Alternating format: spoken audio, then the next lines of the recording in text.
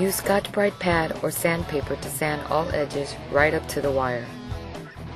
Edges are the weakest point of the coating, therefore sanding is crucial on all edges.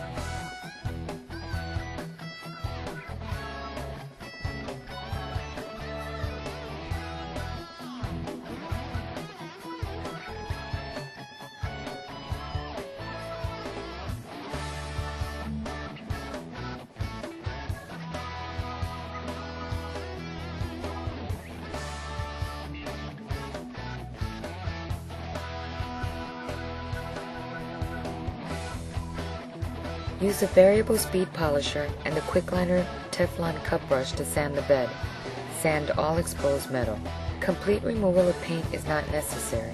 You are just sanding to assure a better adhesion.